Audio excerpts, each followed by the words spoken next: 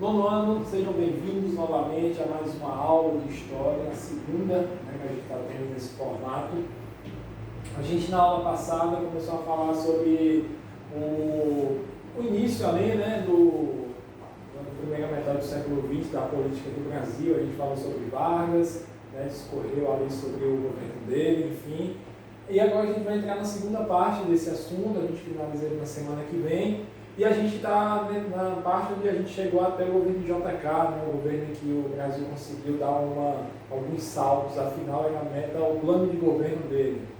Em 5 anos de governo, fazer o Brasil avançar 50 anos. E é a partir daí que a gente continua. Bom, após o governo Vargas, nós tivemos o governo de Jânio Quadros, tá? E aí na legenda que eu coloco em cima é: Jânio Quadros não entendeu o povo, tá? Esse daqui na figura, na imagem que vocês veem, é Che Guevara. Che Guevara é um parceiro eterno do Fidel Castro. Eles dois tomaram, né? Eles eram comunistas e tomaram Cuba, do Fulgêncio Batista.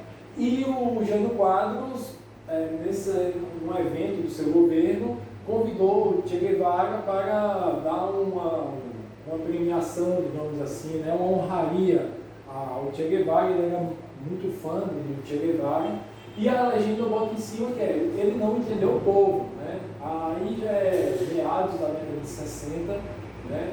E o evento, né, tomado de Che Guevara com Fidel Castro, com o apoio da União Soviética comunista, de tomar Cuba, foi em 1959, 1º de janeiro de 1959. E nessa época já se fazia um tempo e as pessoas já viam como era o governo de Fidel e de Che Guevara, que nessa época já não estava tão ligado a ele, mas que de uma certa forma tinha uma participação lá dentro. Era um governo opressor, né, um governo que prometeu mundos e fundos, mas que na verdade apenas entrou no poder para satisfazer as suas vontades, né?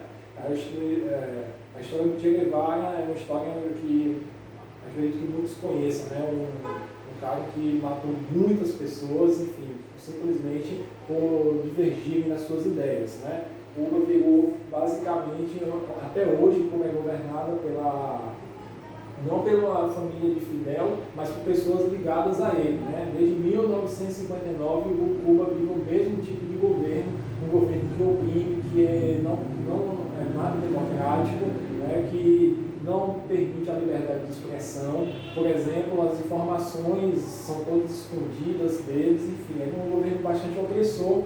E o Jânio Quadros estava no seu governo fazendo honraria uma figura dessa. E o povo estava entendendo: não, a gente não quer um presidente que apoia e que é fã de um cara que é amigo de um ditador, que é um ditador também.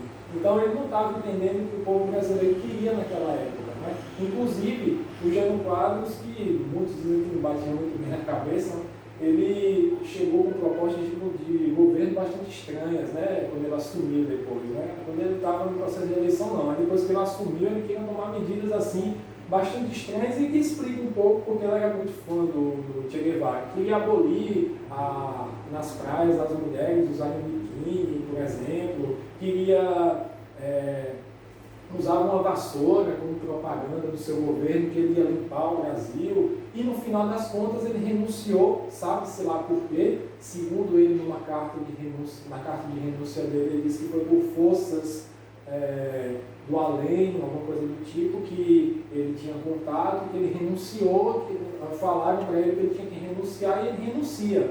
E ele provavelmente fez isso achando que o povo ia pedir a volta dele, e não pediu a volta dele, e ele não voltou mais, né? Enfim, e aí ele foi substituído do João Goulart, que vem depois dele.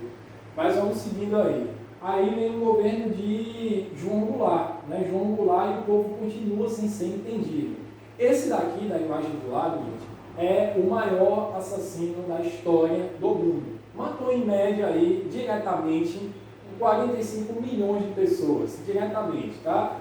Esse aí é o Mao Tse-tung, o ditador comunista lá da China, tá? Falando de China, China que está na evidência de novo e que continua partido comunista até hoje. É o único partido que tem, que manda e desmanda dentro do país, o partido. Existe campo, inclusive, mostrando um pouquinho, né, do que é a China, que era bem pior na época dele, mas que hoje também é muito diferente, né? Na China a liberdade de expressão é zero. Por exemplo, as ferramentas que a gente tem hoje em dia de informação, como o Google, as redes sociais, não tem na China. Eles têm lá a própria deles, que o governo fiscaliza dia e noite. Por um acaso, se você fizer alguma crítica, alguma coisa que eles consideram como ofensa ao governo, você é intimado para saber o porquê você está fazendo esse tipo de atitude. Inclusive, vê-se o que foi feito, né, com o advento do vírus, né? A China escondeu por mais de um mês o vírus da gente. E que autoridades médicas dizem que se a China tivesse divulgado logo no início de dezembro, quando surgiu o primeiro caso lá sobre o vírus, provavelmente essa situação não estaria acontecendo. Que, mais uma vez, mostra como o sistema do governo comunista da China age, né? Eles estão ganhando milhões, rios de dinheiro vendendo respiradores, máscaras para o mundo todo, né? Esconderam durante um mês o vírus, né?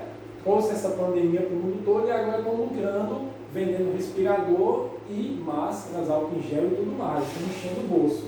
Então esse é o governo da China atual, que é mais ou menos parecido com o era desse daí, né? O Mao Tse Tung, que no século XX não tem nada parecido em questão de tirar vidas. Tirou aí mais de 40 milhões de vidas brincando, tá? Tanto matando assim, por divergência política, como por medidas totalmente arbitrárias, né? Como a questão a questão das colheitas, né?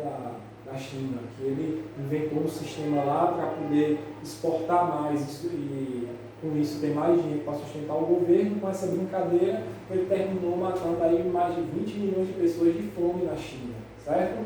E o João Goulart, no dia da sua posse, estava lá na China com o Mao Tse Tung, né? Um cara que só pelo que eu falei mais ou menos aqui, você já imagina a índole dessa pessoa. E o futuro presidente do Brasil estava lá na China, sabe-se lá fazendo o quê, né? E aí por isso que eu boto aí em cima, o povo continuou sem ser entendido. O povo não queria, o povo brasileiro não queria o Brasil com esse tipo de política comunista. Lembrando que o mundo na época estava dividido, no período da Guerra Fria.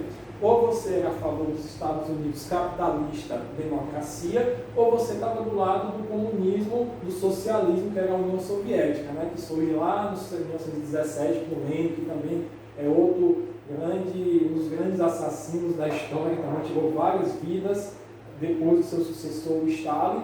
E o povo brasileiro não queria o Brasil perto desse tipo de gente, muito menos um governo desse, de opressão, de ditadura, né? Que só fazia mal a população.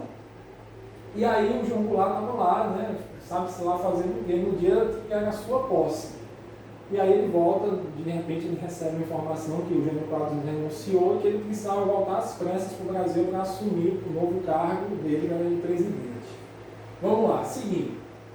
Aí você tem os resultados do governo de João Goulart. Ele passou pela fome ali em 63, mais ou menos, 64, ele vai até a tomada pelos militares. Ele não passa mais de um ano no governo, né?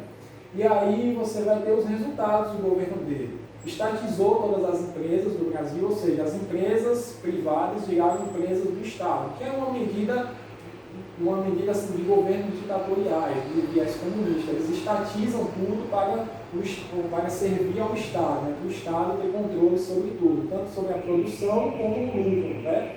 Congelou salários, né? Ninguém poderia ter salário aumentado nem diminuído, o que é péssimo para a economia. Fortalecimento da violência por grupos guerrilheiros. O que é isso? Grupos guerrilheiros são aqueles grupos, né? Pessoas que se unem para assaltar, para sequestrar, até se for. Então você vai ter o fortalecimento da violência por grupos guerrilheiros. No governo de João Goulart você vai ter uma explosão